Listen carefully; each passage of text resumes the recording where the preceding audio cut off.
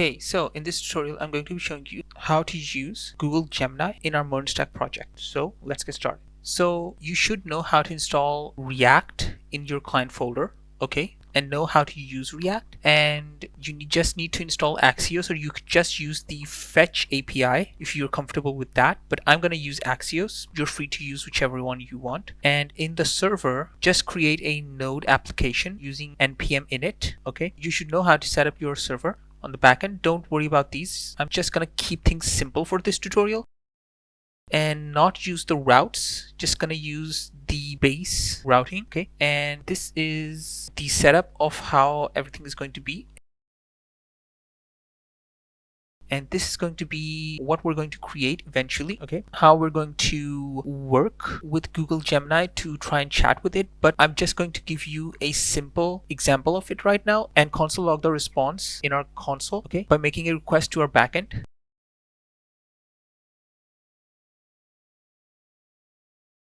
So first, let's see how to install and set up Google Gemini. So the first thing we need to do is install a npm package called Google Generative AI, okay?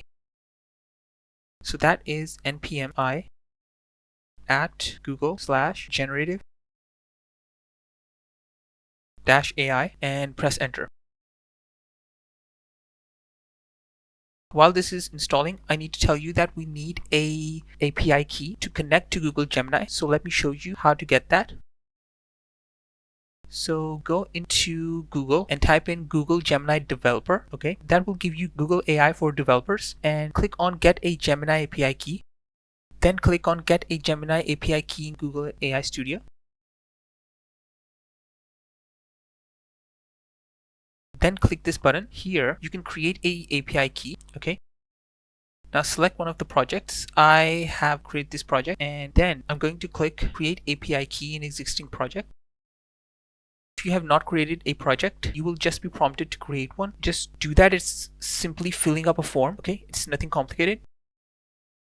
So next I'm going to copy this API key, okay?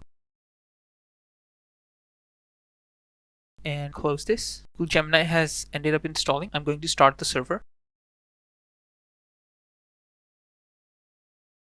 And go into your env file, okay? And create a Gemini API key variable here, okay? And add the API key here. I'm obviously not going to show you mine, but you need to add it in front of this, okay? Then save this.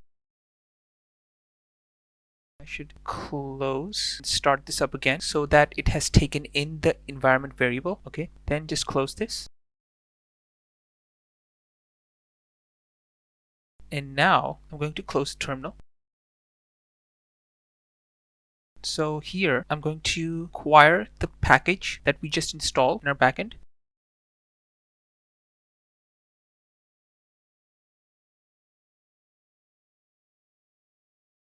At Google Generative AI, okay? And to get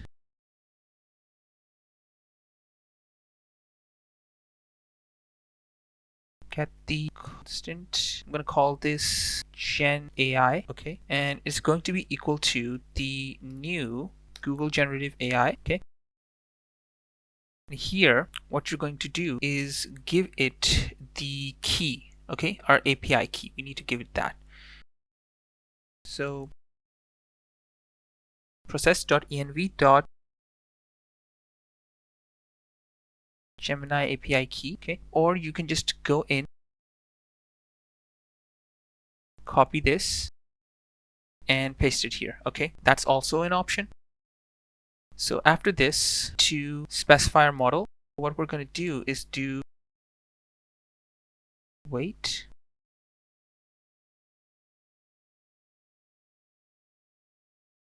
get generative model. And here we're going to specify Gemini 2.0 Flash.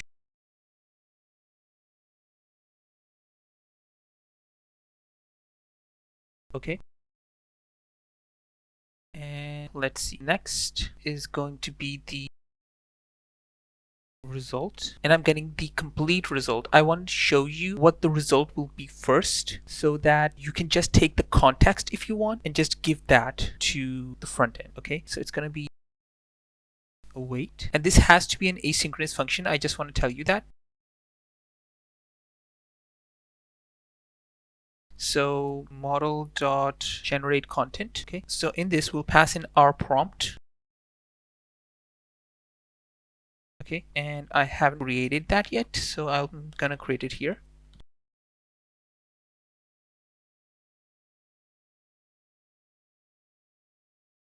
Let's say give me a story about a knight and a dragon saving a town. Okay, so let's do something simple. Okay, oh, it says from a fire breathing monster. Okay, let's actually no, I'm ending it here. It can decide for itself what villain it's gonna be. Okay, I'm gonna leave it up to Gemini. So I'm gonna do a response.json, and so I'm gonna pass in the result, and I'm gonna say, actually let's do a try catch block just so that in case we get an error. Okay, so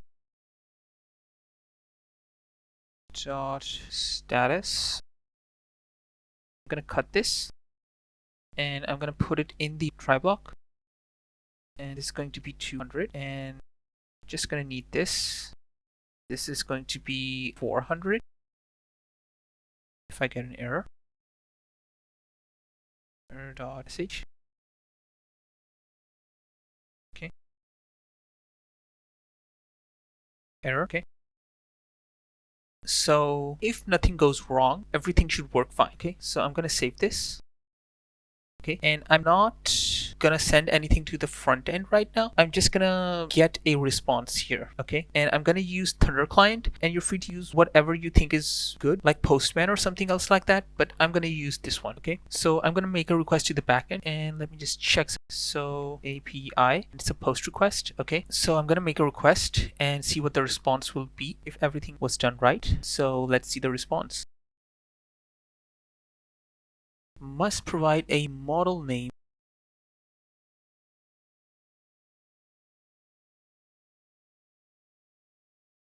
This is actually model.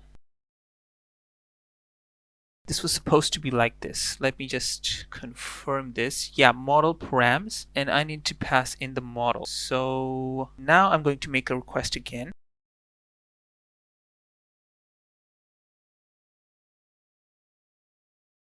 And as you can see, it's given me the response here. Okay. Just expand this for you. Okay, so it's the result which we ended up passing. So this is the response, and this is candidates, and this is the content. Okay, and in the content we have parts and text. So saying this is the role of the model. Okay, and this is all extra detail, like how many tokens it ended up using. Total token count is this. Okay, and it used the Google 2.0 Flash. Okay, that's the version. So we're getting a response, and just like this we can send it to the front end as well. You should know how to use React and set all of this up. I haven't done anything complicated. Okay, just created a simple form. It has a button and an on-click event. That is this function right here, and when that function activates, it's just sending a request to the backend and just getting the content back. Okay, and I'm gonna tweak this a little bit to get a better answer. Okay, so also add in result dot response dot text. Okay, and this is a method that basically just gives you the text back. Okay, I'm gonna save this, and in our front end, when I'm gonna make a request to the backend now, I'm going to get content back, but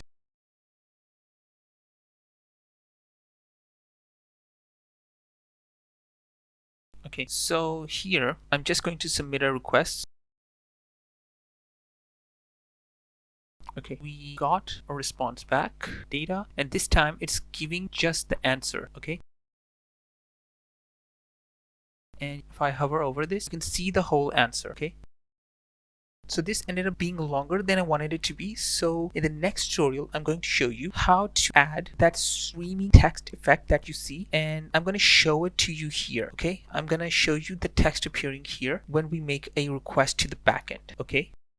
So I'm also going to be adding a GitHub, so subscribe for that. I'm going to be uploading all of the project, and I'm going to update the GitHub as the project continues so that you can practice with the code itself. So subscribe for that, and also like the video. It helps the channel out, and I'll see you in the next one. Bye.